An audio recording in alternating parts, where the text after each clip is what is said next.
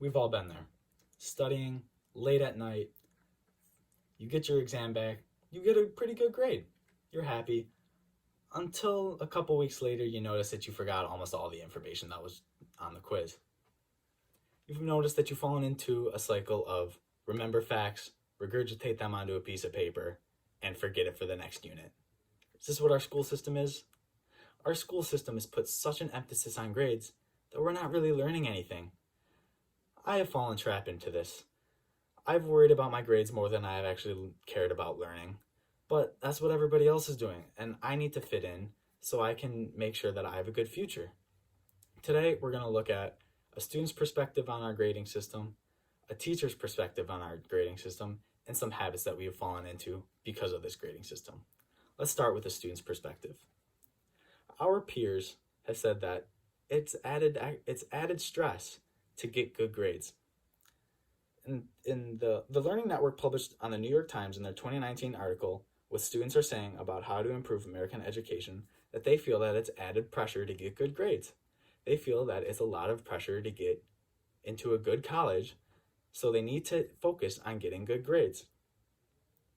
In the same article, another student, Jacob Jarrett, said it was hard to balance a school life, a social life, extracurriculars, and family traditions. Does this seem fair?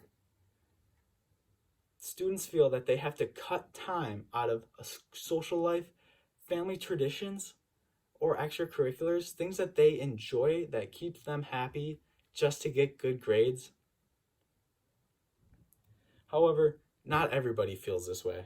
According to Dave Tomar's 2019 article, Eliminating the Grading System, Pros and Cons, he says that students felt uncomfortable when they were put into a system without grades. Yeah, students are going to feel uncomfortable when they are put into a situation that they haven't been in for the past 12 years. That is such a natural response, but is tradition really worth the added stress? Since now that we looked at a student's perspective, what do our administrators think?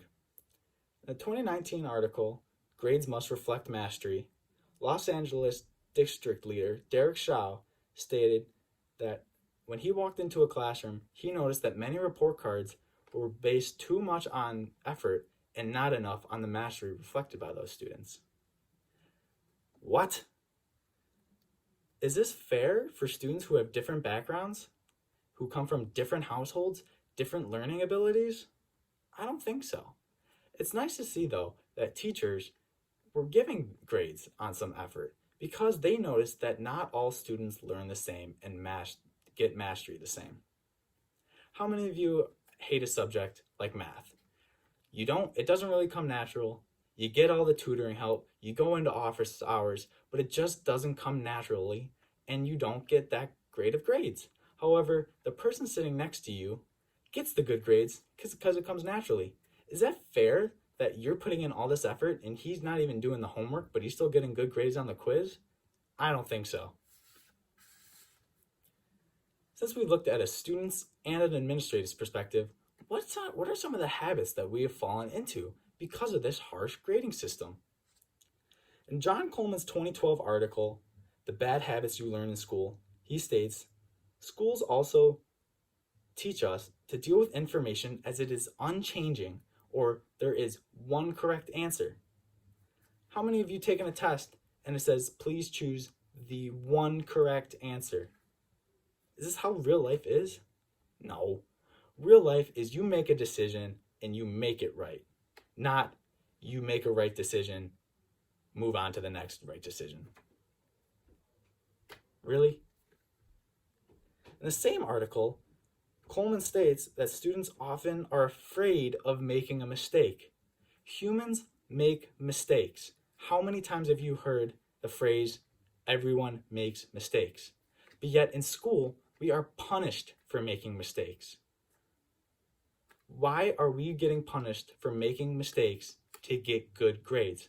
It is not human nature. But people will say, oh, what employer wouldn't want to hire an overachiever or a perfectionist? I'll tell you what. Is an employer going to fire you for putting in a wrong equation on a spreadsheet? Or is he going to reduce your salary because your spreadsheet wasn't the same color that he was thinking? No. In real life, you don't get punished for making small mistakes. Now that we looked at a student's perspective, teacher's perspective, and the bad habits that we have fallen into because of this grading system, I hope your eyes have been opened to see the flaw that students are more caring about their good grades than they are about learning. I hope that you take away a way to change this. And as my time comes to a close, I want to leave you with a question. Who are you getting your grades for? Is it because you want to learn and you really like learning? Or is it because society have told you that you need to get good grades to be successful? Thank you.